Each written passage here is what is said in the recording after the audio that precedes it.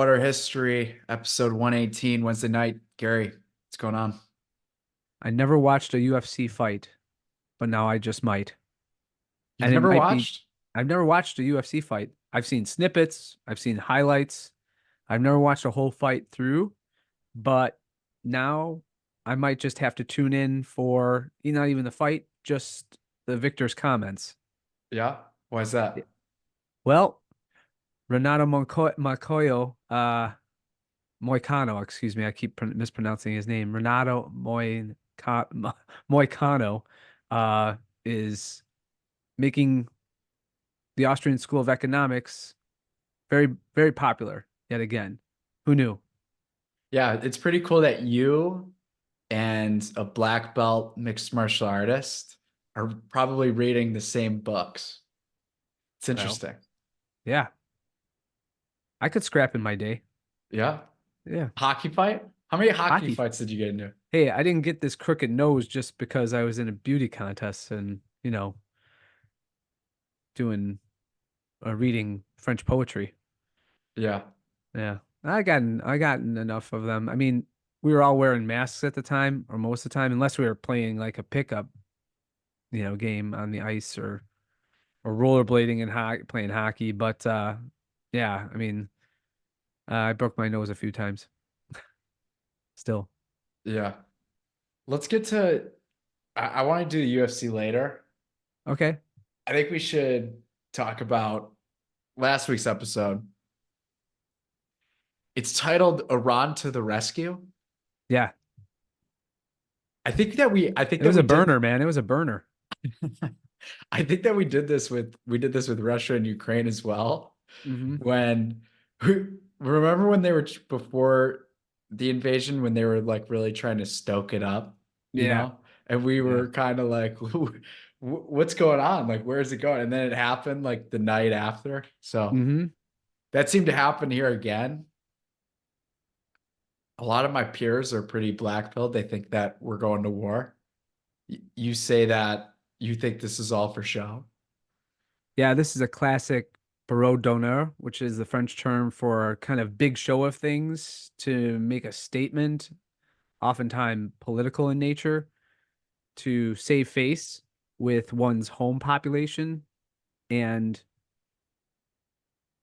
the aggression that Israel committed by bombing and destroying the Iranian consulate in Syria, the Israelis would have to be absolutely blind and willfully ignorant as to think that Iran wouldn't respond in some way or had to respond in some way.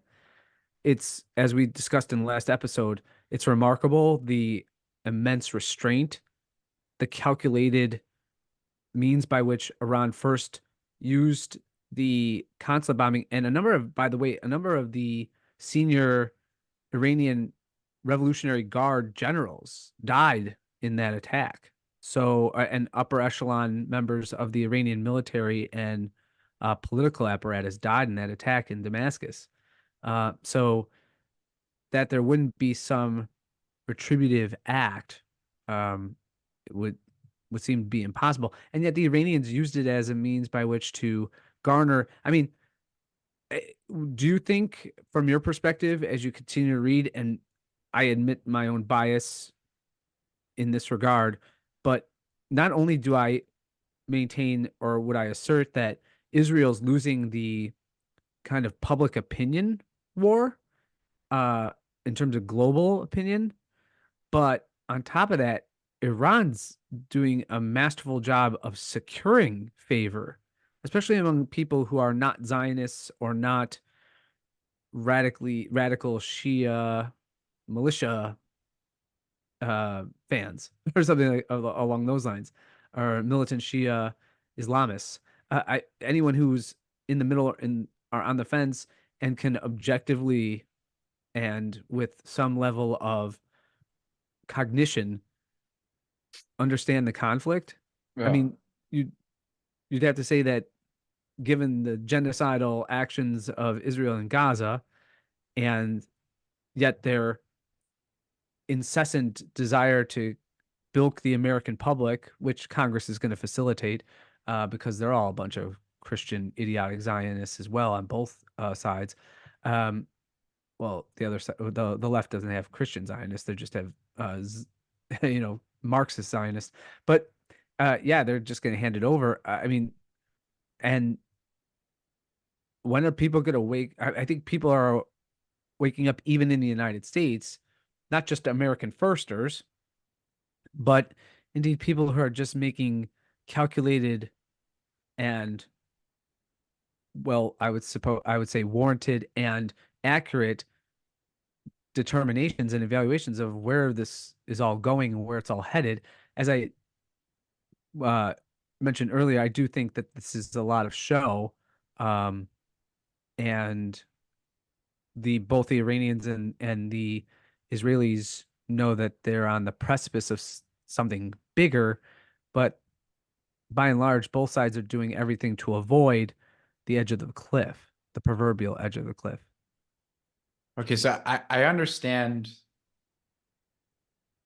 what you're saying with the PR battle and the propaganda battle, but why don't you think this is going to lead to something bigger than it is right now? Because going to something bigger, or an escalation to a degree that is much higher, and a temperature, if you will, that's much higher than the current very tense situation, really does not serve either Israel's nor Iran's interests. So, a case in point, to take your generation and friends and in your comrades off off the worry train would be, look, Iran, from all reports, Iran was in constant communication with the United States and senior US military officials saying this is what we're going to do. And furthermore, and this has been, by the way, Iran's modus operandi even after the General Soleimani assassination by a US drone. That what happened? Iran signaled to the Trump administration, then the Trump administration, that they were going to bomb and launch rocket attacks against U.S. positions in Iraq, and by the way, gave the United States due time to evacuate personnel from those bases. The attack then happened, and then, of course, cooler heads prevailed because Trump just said, "Well, okay, that's it. It's over." You know, Yeah. a satisfactory, if you will, tit for tat, a veritable barreau d'honneur from the French. Um, I suspect that's exactly what was going on. In fact, we know that to a degree that was going on with the drone attacks, and of course, uh, the Iranians. I tend to, there are reports from Israel that nothing was substantial was hit. The Iranians are asserting that yes, there were indeed there was significant damage done. And furthermore, that the Iron Dome defenses that are supposedly rather impenetrable were not necessarily um, without air.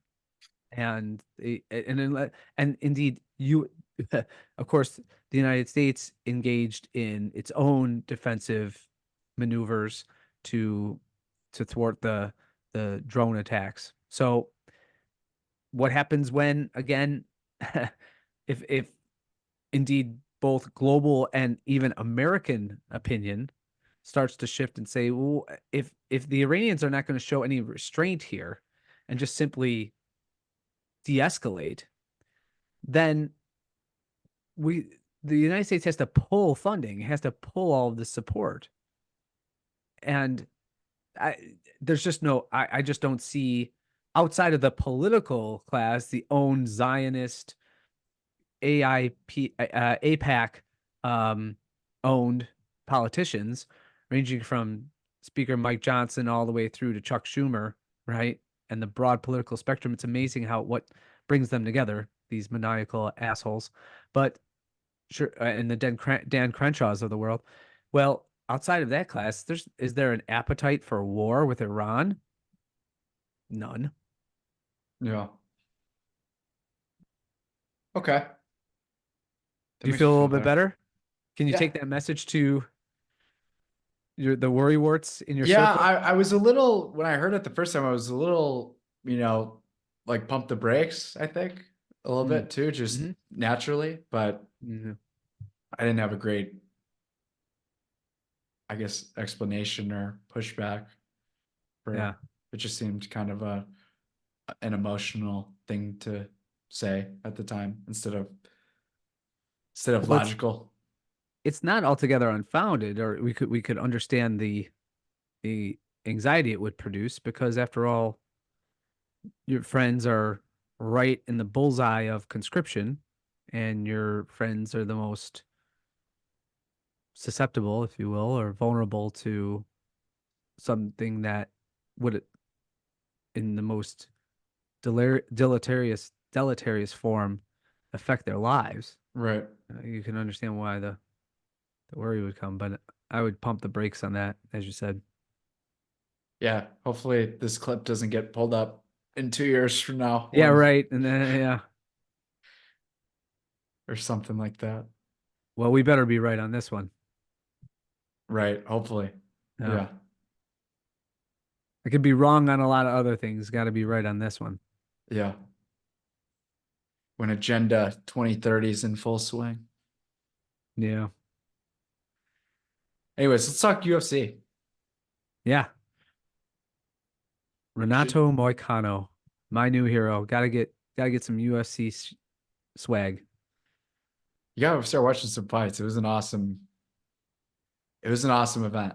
Mm. UFC 300. I don't know if that's where that clip is from, but Yes, it is. UFC okay. 300. Mhm. Yeah.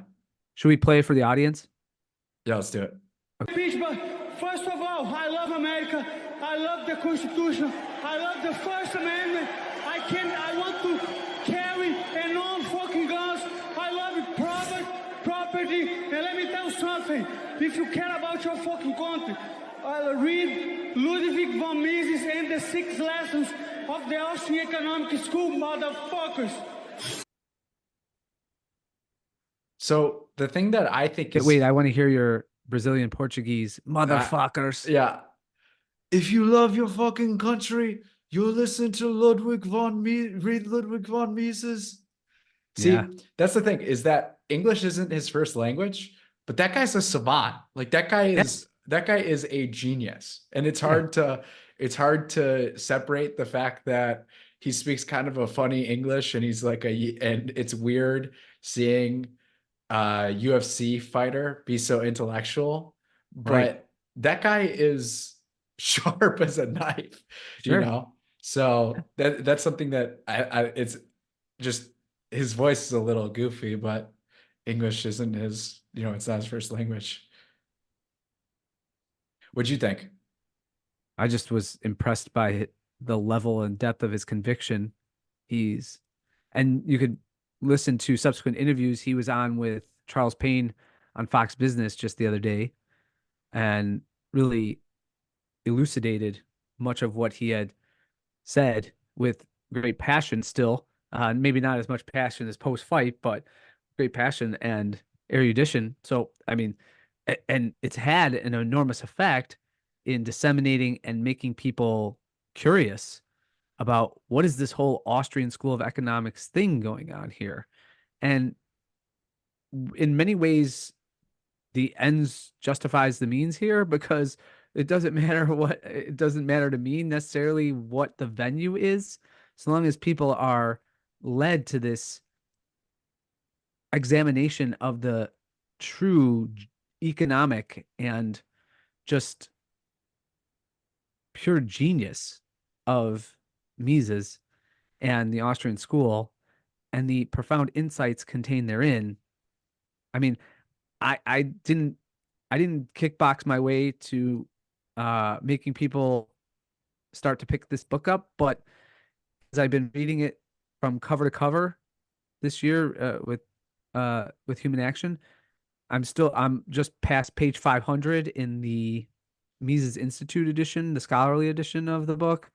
So I'm a little bit more than halfway through. Yeah, give us a human action update. I feel like I haven't. I know you've been tweeting about read human action, but give us Right. your 500-page report. Oh, well, my 500-page report, let me tell you, the experience has been very similar, eerily similar to when I first read Thomas Aquinas. And when you first read Thomas Aquinas, given that it's in a scholastic style, it's not something that you read as you would read To Kill a Mockingbird or even something by Dickens or something like that. Mm-hmm. And it's even different than if you were to pick up something by Marlowe or Shakespeare. So it's not a page turner, but that's indeed ironically or more so paradoxically what's so beautiful about it, about both works. So when you read the Summa, you really have to weigh almost every word. Why did he choose conviens here? Why did he rely upon Aristotle instead of Plato? Why is he quoting Boethius in this juncture of the book? Oh, Mm-hmm. why did he separate it into three parts? I mean, all these questions abound. But the more you read, you realize that while the Summa might be taking on a specific question about maybe like predication of the Godhead, how do we speak of God accurately? Can we speak of God accurately? And all these precise inquiries that have to be addressed. It's all consistent with the larger meta takes, if you will, and objectives, and then final causes of the work. So for Thomas, it was answering the question of fides quaerens intellectum, faith seeking understanding. Did the assertions of Christ, do the assertions of the greater church and Christian community, enlivened and guided by the Holy Spirit, do they fit with what has been discovered and ascertained through the use and employment, the correct use and employment of human reason and logic? Yeah. Yeah. With Mises and reading Human Action, you know, Moicano said after the fight that and in fact subsequent interviews afterwards, he said, "Look, Mises is a genius, but he's writes in a way that's accessible to a general population." I don't know if that holds today because despite the enormous amount of information with which we're bombarded and to which we have access, there's no dumber generation than our own, I would argue, in our own time. So even the most fundamental and basic concepts that he explains in some of his more accessible works would be lost, I think, on the average American and average Westerner, given that we're in the grip of fiat everything, as you like to say, Charlie. Everything is fiat. And right. And that's just as a result of the unfortunate conquest of the mind that has been leveled against everyone, thanks to John Maynard Keynes and every subsequent quasi or real Marxist that dominates today, whether it be in academia, the media, or in general culture and society. But here comes this breakthrough, and talking about breaking through and just radically reshaping one's perspective. And I think that's what Moicano had experienced in the past and is articulating. With Human Action, it's not super accessible. It's very academic. There are parts that are extremely beautiful and profound, but you really have to be, what would be the word? You have to be very, um, focused, I guess, on what he's attempting to convey from paragraph to paragraph, page to page. And he writes like a German, so there are times where he'll go on for like 2 or 3 paragraphs explicating the opposite side and just making he does a lot of steel manning of the art of the even a Keynesian argument or different fundamental errors that the other side of someone who would support mercantilism or a planned economy or even Trotskyism or something like that. He gives that. So you're like, wait, is he all of a sudden arguing this? And then he goes, and then at the end of the third paragraph, in the beginning of the fourth, he goes, this is obviously idiotic, and then goes into why it's idiotic. And he pulls no punches. I mean, I could share with you, there were some just basically beautiful passages that I wanted to share that I had tweeted, and I hope people will continue to take a look at everything I hashtag for Read Human Action. This is one of my favorite quotes. He says, what is called human civilization has up to now, and of course this is from the 1940s, has up to now been a progress from cooperation by virtue of hegemonic bonds to cooperation by virtue of contractual bonds. Isn't that beautiful? Like how the most rudimentary and even what we might call savage elements of civilization are all as a result of a coercive complicity applied to the masses by hegemons, at least people who either are really superior or just pose themselves to be superior over the rest of us.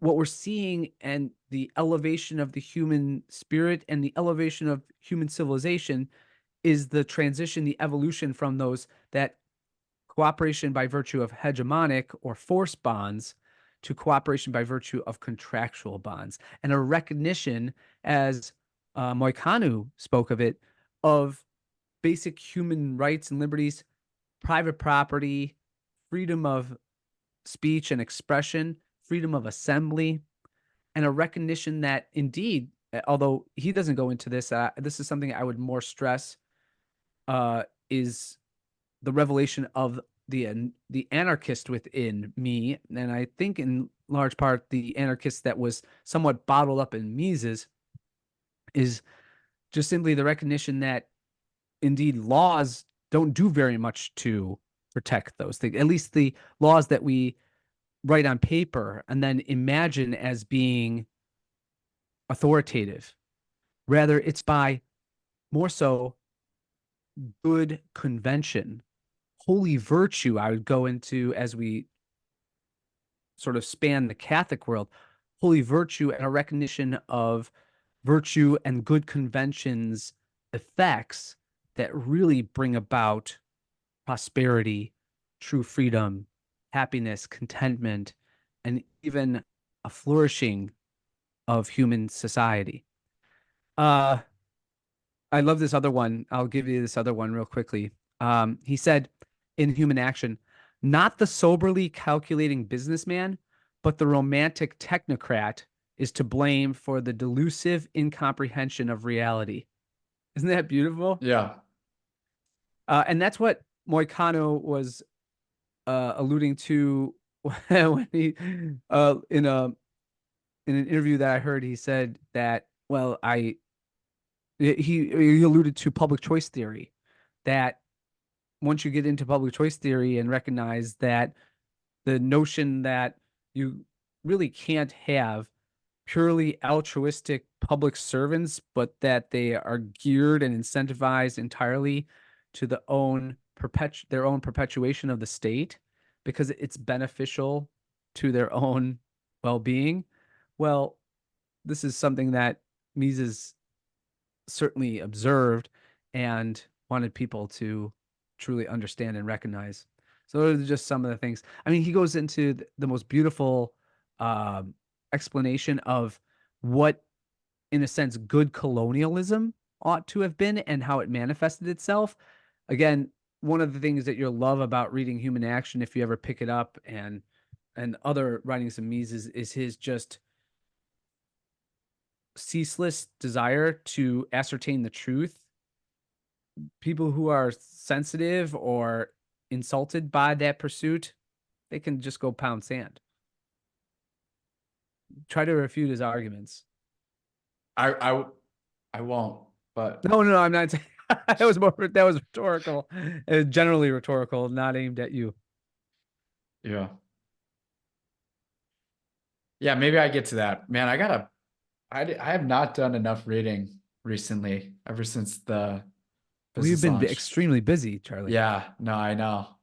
But Yeah. I still like when I get to turn a page over or Yeah, I two. do. I find it very strengthening just to make it a mental exercise, to make it rigorous, that I read at least 5, 10 pages whenever I get a chance.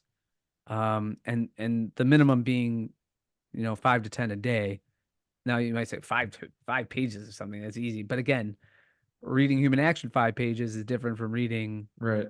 Huck Finn 5 pages. Yeah. But to be Do you, intentional like that is very fulfilling. yeah. Do you want to talk about a town that didn't take Mises' advice? Oh, yes, they ran the other way.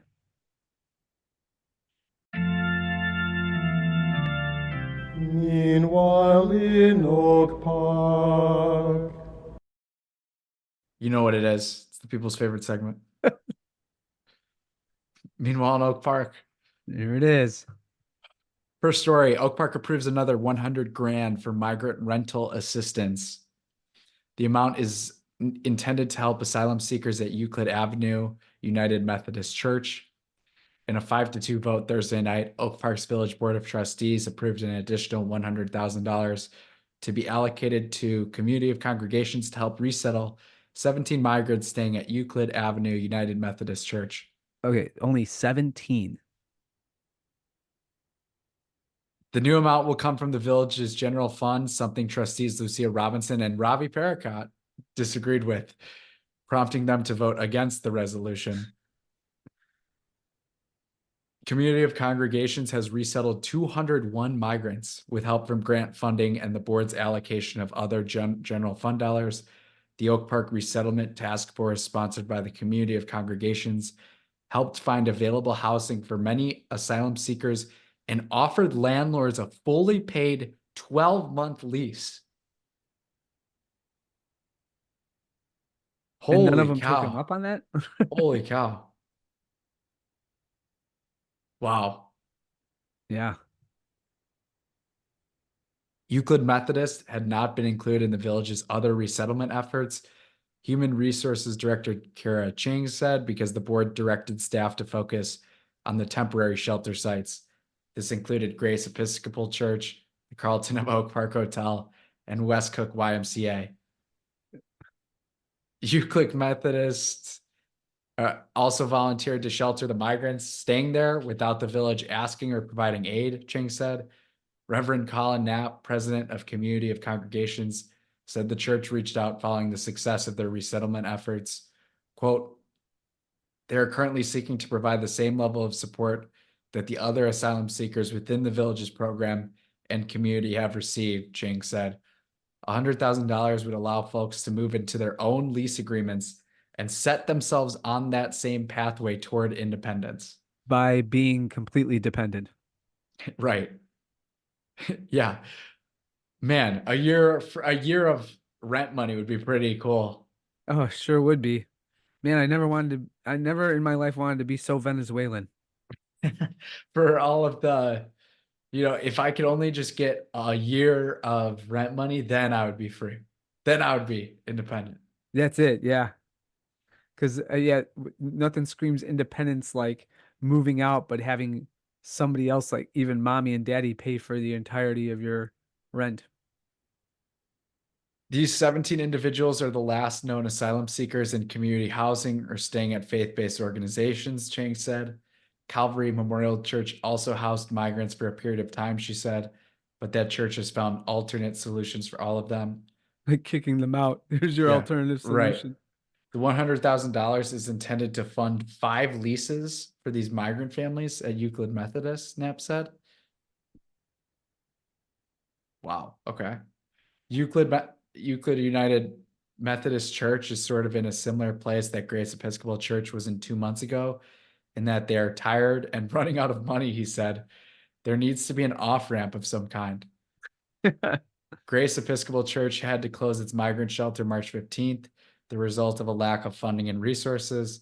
The village later approved 200 grand in village funds to help the community of congregations fund leases for migrants previously staying at Grace, in addition to those at St. Edmund's School. Trustee Corey Wesley, who has voted against allocation of village general funds for migrant short-term rental assistance, voted in favor of the resolution Thursday night, citing equity as his reason. Oh God. So wait, it wasn't equitable before? Yeah, that's the Or it thing. was equitable before and now it's not? It's such a big word that you can just say anything. Like it could be an excuse for anything. Read that next sentence. That if anything screams Oak Park, it's this next sentence that I just perused. Yeah. He said that because the village has created this framework of helping asylum seekers, it's only fair to not exclude others and extend them that same assistance.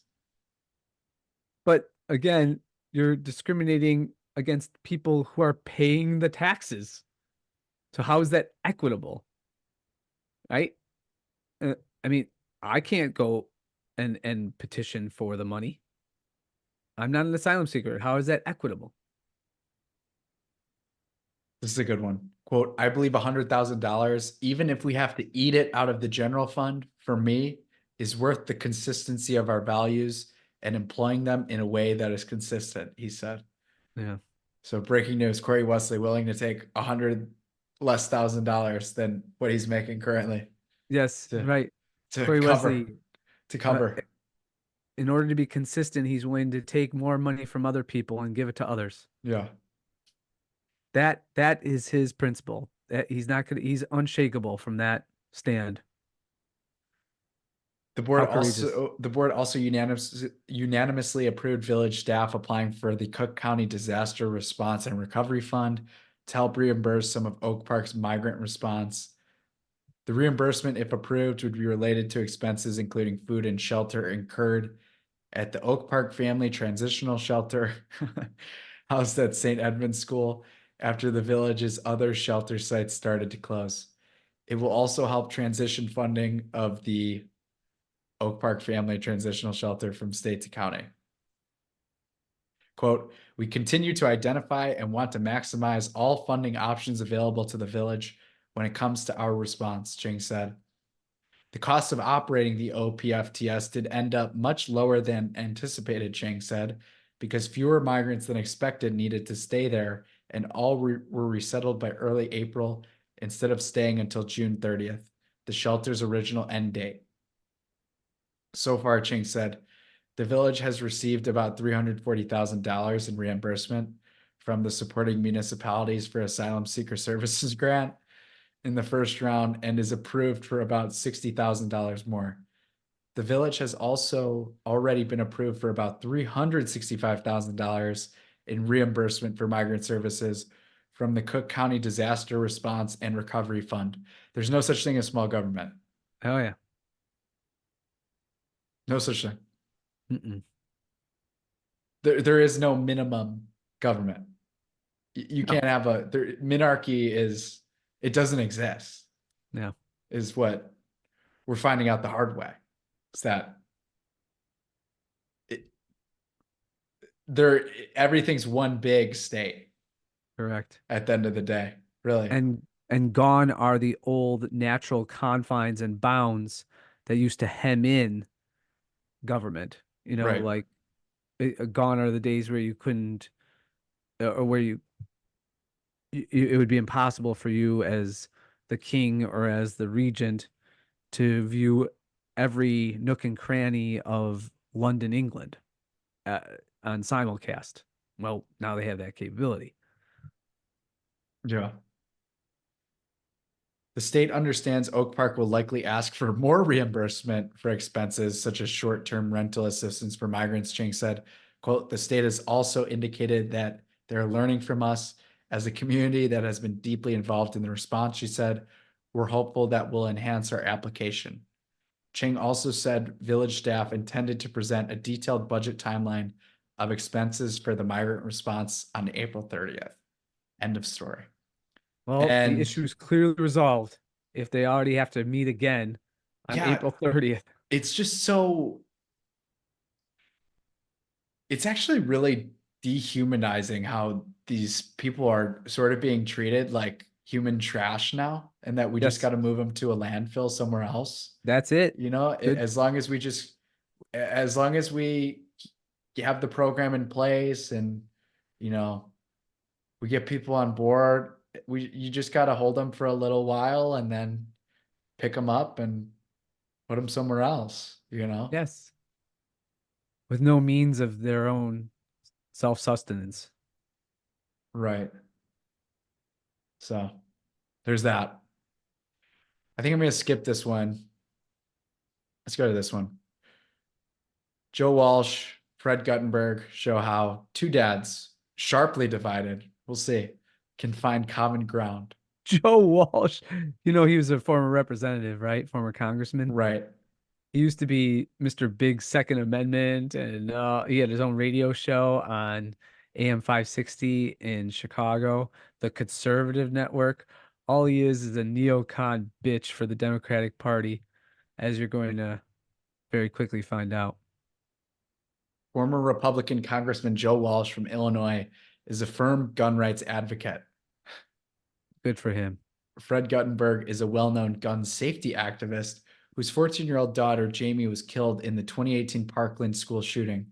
For a while, the two men fought and insulted each other over social media and on television. However, things changed between them about 3 years ago when they took their conversations offline and finally spoke in person. Privately, they began to engage in meaningful and respectful discussions. The two men eventually found common ground and became friends despite some of their opposing viewpoints. And they had a wicked makeout session too. In February, the pair kicked off their speaking tour. Quote, two dads defending democracy. Oh, yeah. Got to monetize this shit, man. Through their tour, Walsh and Guttenberg are demonstrating how people from opposite ends of the political spectrum can find common ground on contentious issues such as gun safety. Man, that is a narrow political spectrum, huh? For the next 7 months, they are speaking at college campuses all around the country, modeling how to overcome polarization through civil discourse. The most recent stop on their tour was the Lund Auditorium at Dominican University in River Forest, where they spoke in front of more than 200 people. The event marked the return of growing community media's conversation series. It's important that we have the conversation. Yes, because Dominican University in River Forest is known for its breadth of different political perspectives. Previous guests have included Peter Sagal of Wait, Don't Tell Me, Democratic strategist David Axelrod, filmmaker Steve James, and broadcast executive Candy Carter. All anarchists. Yeah. The far right, Dominican. Yeah, all Dominican members of University. the extreme far right. Yeah. They were all at Ruby Ridge. Right. Yeah, a lot of people, a lot of Misesians they're letting in here. Yeah.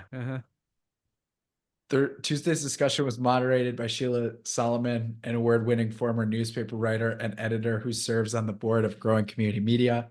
That would be great if someone would intervene and invite Renato, and they sent the UFC fighter there, Yeah. Moicano, and he said, "I have a question for you. You know who Ludwig von Mises is?" And they all just look at each other. What? Who's that? Oh my God. He's like German, isn't he? Of course not. Despite the different opinions that Walsh and Guttenberg often have, they both adamantly agree about the need to defend democracy. During the event, Walsh said that most Americans want nothing to do with people with different viewpoints than their own, and that our country is dangerously divided. Quote, they don't want to speak with people who they disagree with. They don't want to understand why that person thinks that way, he said. This isn't about Trump versus Biden. In my head and my heart, this is not what this is. This is about the American people who have stopped doing their job of tolerating people who disagree with them. Gutenberg agreed with that sentiment and stressed the significant role that civil discourse could play in helping solve America's gun violence problem. Quote, the only way we're going to solve it is by figuring out a way to talk to one another about how we can reduce the gun violence death rate and instances of gun violence in this country, he said. We have to have the conversation. Quote of the week coming up. Both Gutenberg and Walsh support the re-election of President Biden, and Gutenberg emphasized the importance of voting in November. Oh yeah, they're just Oh, okay. So this total- is just funded by JB Pritzker. right. Hey, DNC brought to you by the DNC and Pfizer. Yeah. Because it makes sense because you can't be like the over the top Biden supporter now. So now you have to take the controlled opposition route. Yes. You have to play the WWE card here a little bit. If you like bipartisanship, you have to vote for Joe Biden. This is essentially political WWE right here. Like this is so scripted. Well, Yeah. yeah, but I was just gonna say WWE is less scripted and more ad hoc, Yeah. Quote, creative. we have 7 months until the election, Gutenberg said. Quote, don't be like me. Don't learn what it is to lose what you love the most. And don't wait until one day when you have to say, could I have done more? All I'm asking of you to do is vote. Oh, what? That's that crazy. is shit on a stick. I mean, did he just compare Yeah, no, he did. democracy to his daughter? I think it was, I mean, yeah, 14-year-old daughter who died, and essentially you're democracy. to love democracy just as much as I love my daughter, and don't be on the sidelines as you let your daughter democracy be killed. Yeah, I mean this is funded. Woo! Yeah. When asked to elaborate, Gutenberg noted that during President Biden's time in office, the bipartisan There's the word bipartisan. Safer Communities Act was passed. A new director of the Bureau of Alcohol, Tobacco, Firearms, and Explosives was appointed, and the first White House Office of Gun Violence Prevention was established. And democracy was saved as a result. Quote, so if you want the work that has begun these past 4 years to reduce gun violence to continue, you better vote, he said. It brought us to this place. Voting will matter again in 2024. You need to vote. And is there, okay, again, here's the intentionality means results fallacy, or intentionality is more important than effect, right? So as long as we're intentional about reducing gun violence, and of course, intentional means always having government come in and fund some new program at great expense to taxpayers to do it, or print more fiat to fund it, well, then you're doing all you can. If you go into that voting booth, that's all I'm asking you to do is go in the voting booth and click Joe Biden, and everything's going to be fine from your perspective. Of course, what's lacking here, of course, just like with almost every piece that this insipid Wednesday Journal puts out, when it makes a political or ideological argument, is actual evidence that the policy brings about ramifications or effects that are in line with the stated goals that the policy was initiated to pursue or achieve. Is gun violence down? I mean, does this guy realize he's talking 3 miles away from the west side of Chicago, where everybody's just looking at? I mean, you could just take your iPhone and say, hey Siri, what's the weather like today? And if it's going to be clear and above 70 degrees, the minimum floor death toll in the city of Chicago is going to be about 8 to 10 from gun violence. Is that because of all of the Second Amendment protections that are afforded to citizens of Chicago? No, quite the opposite. So where is this? If you really wanted, why don't you just if you really wanted to have a serious conversation about any of this, bring on John Lott and have him talk about gun safety and gun violence, what brings about true communities, especially in the most violent areas and the most impoverished areas of any large city. But they're not going to do that. So this guy's just going to have his ego stroked by talking with this absolute moron, Joe Walsh. One attendee who said she enjoyed the talk was Highland Park resident Allison Shaywitz, who works in political advocacy and has been a gun violence prevention activist for the past decade. Shaywitz said she is focused on advocating for, quote, real tangible legislation that could make a big difference and save lives. Just read fascism there. Just read, we're Nazis and we're fascists and we're coming for your guns. This might be the quote of the week. Quote, nobody can disagree with the fact that ultimately we just want to save lives, Shaywitz said. We want our children and our grandchildren and our children's children, which would be your grandchildren. Yes. Wow. Okay. What about that? That's got to be the tautology of all tautologies. I'm gonna read that again. We want our children and our grandchildren and our children's children to be our safe. Great children, and our great grandchildren, who are the children of our children's children, to be safe and feel like they can go to school, go to malls, go to movie theaters, go to concerts and parades without fear of being shot. One of the event's sponsors was the League of Women Voters of Oak Park and River Forest.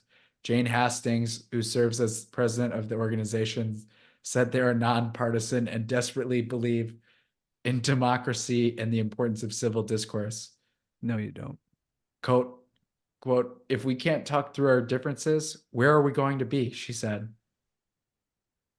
GCM plans to host several conversations throughout the year. Oh, and was she being rhetorical there? Because I was just envisioning the breakup of the United States as we know it. That's where we should be. Oh, that would be a dream. Yeah. Oh no, you got more democracy talk here? This just popped up, and oh no, this gets even worse. Oh gosh, I more can't do Gutenberg. This. I can't do this right now.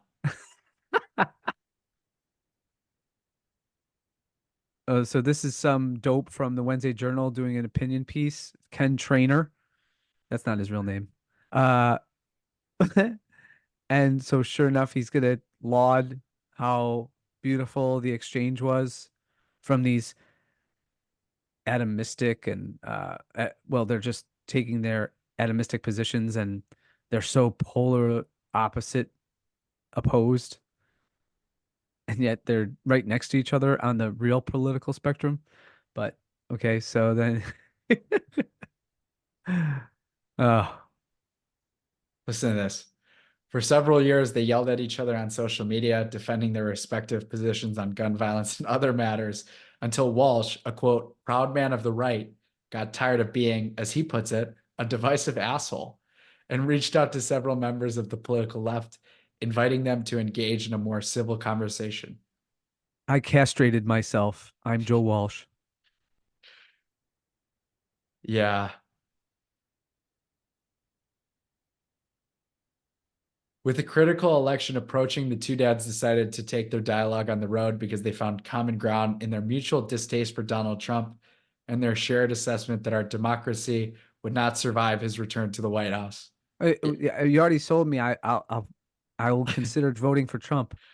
But if it means that he's going to end American democracy, then I guess I have to, despite my stand that Charlie convinced me that I'm not voting. Unless it's for Michael Rectenwald, Libertarian Party. Go ahead. I'm sorry. I slipped that in.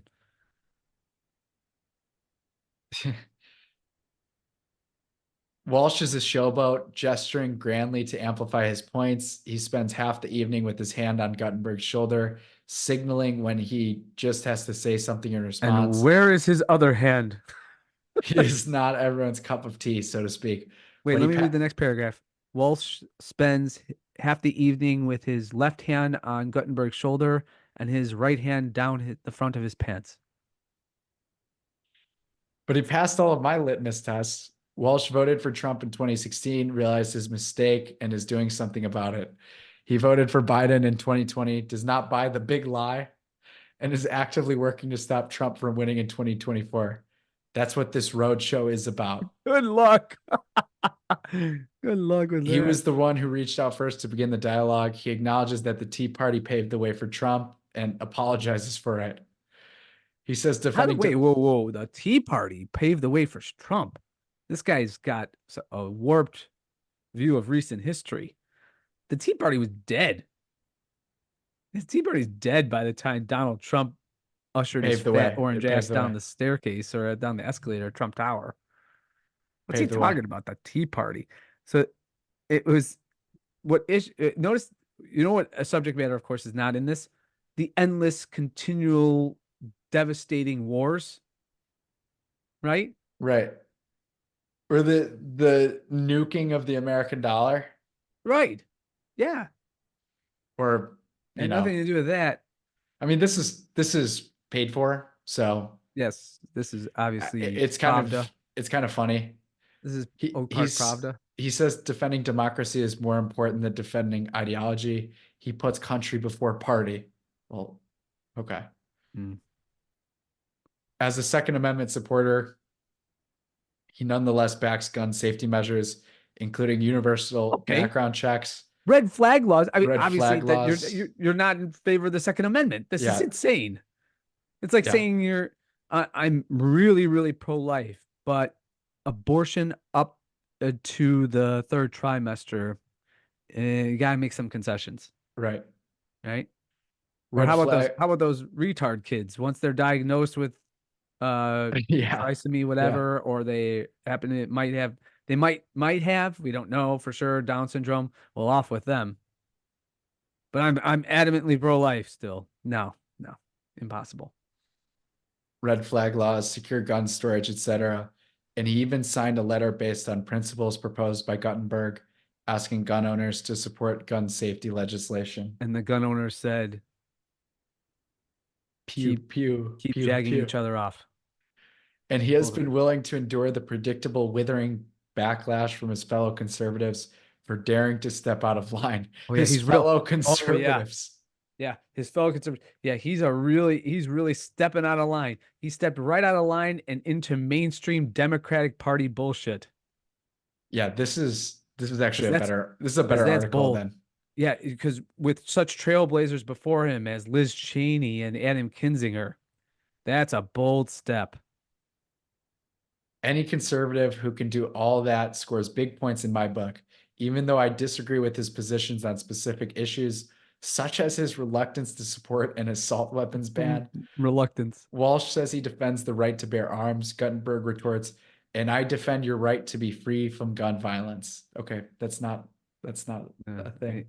Yeah. But Guttenberg doesn't believe that between now and November, Trump supporters can be reached. Well, he's right about that. Walsh, however, is an optimist who believes everyone is reachable except for Tucker Carlson, he admits.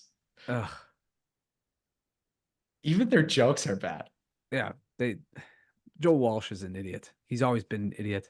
You should hear Sean Thompson talk about on AM 560 because he took over Joe Walsh's show. He hates the man with a passion. Now, by the way, I have stopped listening to Sean Thompson because he's such an idiot on Israel and Palestine, but he's right on most stuff. Our long-term problem, Guttenberg says, is pernicious polarization. Walsh acknowledges that the MAGA movement is further down the road of, quote, hating who we disagree with. In fact, MAGAs are energized by polarization, he notes, but we shouldn't kid ourselves. Quote, all of us are on that road. Oh, man. Can you read the next quote for me? Gutenberg agrees we need to renew our social contract. And Lysander Spooner rises from his grave to choke this bitch. Right? If you love your fucking country, read Ludwig von Mises. Yeah. And Guttenberg retorted, if you love slavery, we must accede to renewing the social contract. Jeez. First, however, Trump must be stopped. Of course. It's all bad, all orange man. And we do that by voting, Guttenberg says, challenging those on the anti-Trump side who are holding out for some quote ideal candidate. If you need to fall in love, there are dating apps for that. Another great one-liner. Zing. In the meantime, he says, you know who to vote for. Oh my gosh. Again, brought to you by the DNC and AstraZeneca. Walsh, on the other hand, aims his challenge at Gen Zs who are Wow. pessimistic about their future and ask why they should care if democracy survives. People are afraid, so they check out, he says, then points to Gutenberg. This man's daughter was murdered. He could have checked out and said nothing will ever change. Instead, he got involved. If he didn't check out, you can't either. Wow. Fred Guttenberg and Joe Walsh are traveling this divided country. Talk about gaslighting over the body of some guy's dead daughter. Demonstrating what is possible. They say we need to vote against Donald Trump, the biggest threat to our democracy, and vote for Joe Biden, the only person who can defeat him. If the center right and center left can find common cause, and these two dads are proving it's possible, then what's stopping the rest of us? Wow. Yeah, the propaganda is Yes. like, Off the charts. oh my goodness. It's Yeah. like, that's the worst one. I feel like we're back in the 1800s with that type of propaganda. Like that's all out assaults against decency and common sense, that article was. that's some oldest trick in the book type shit that they pulled. And how All just get along and vote for Biden and take away everybody's guns. how dumb do they think we are? And Yeah. how dumb are we? Oh, You know? So yeah. I'm glad we read that second one. Yeah. And you know what? What's interesting too is they never mention Kennedy. Right? It's all that stupid binary. Right? Yeah. Meanwhile in Oak Park.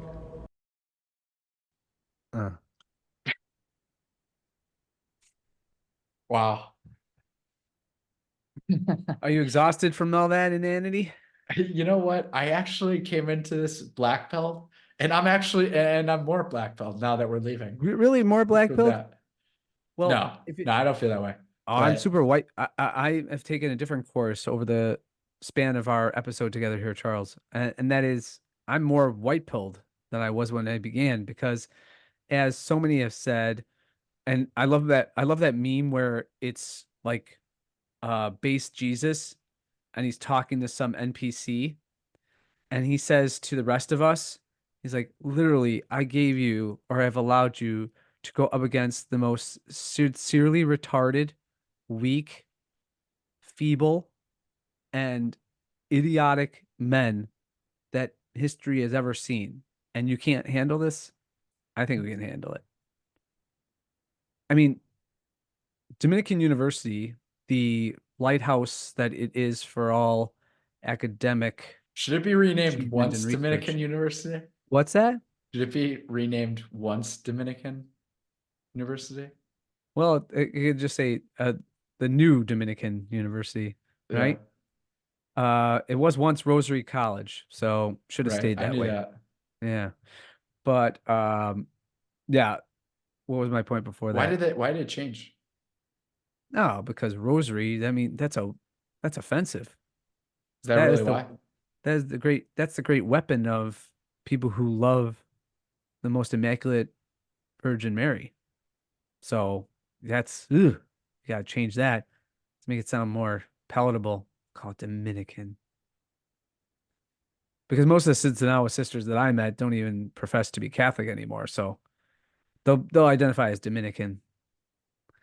What was my point before that? Oh yeah, just that the whole idea that these people are, I mean, they're so weak and feeble-minded, and we're to be scared by them.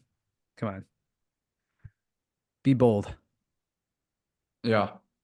Yeah, Okay. That was an episode.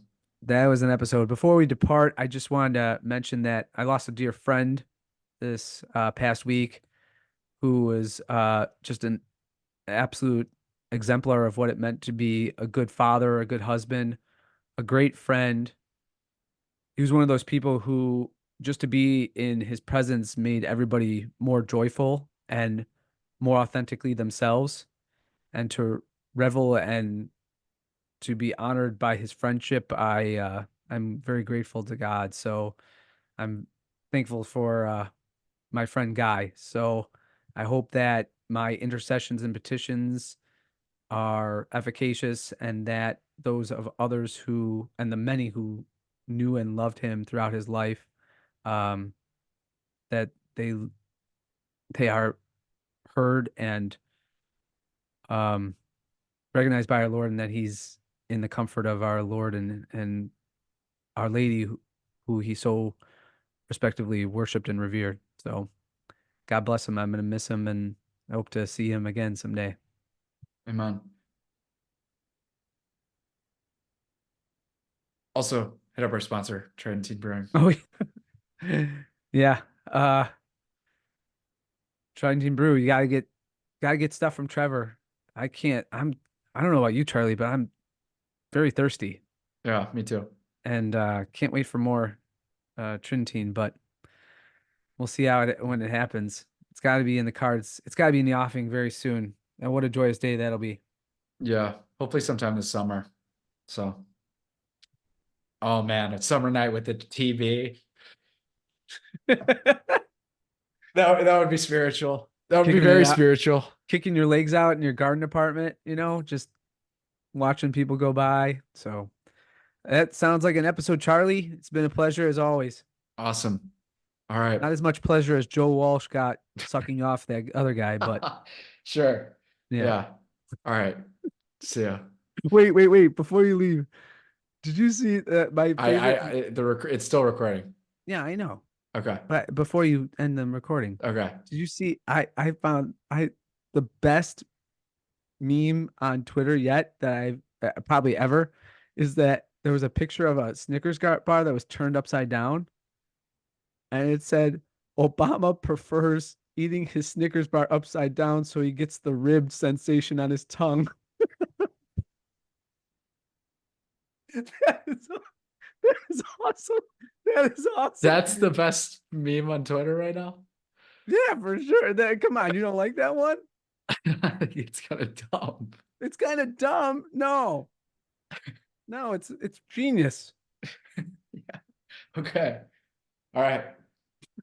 So I say, right? We'll leave on that note. See you, everyone. I'll include the picture in the video. All right. All right. See you. God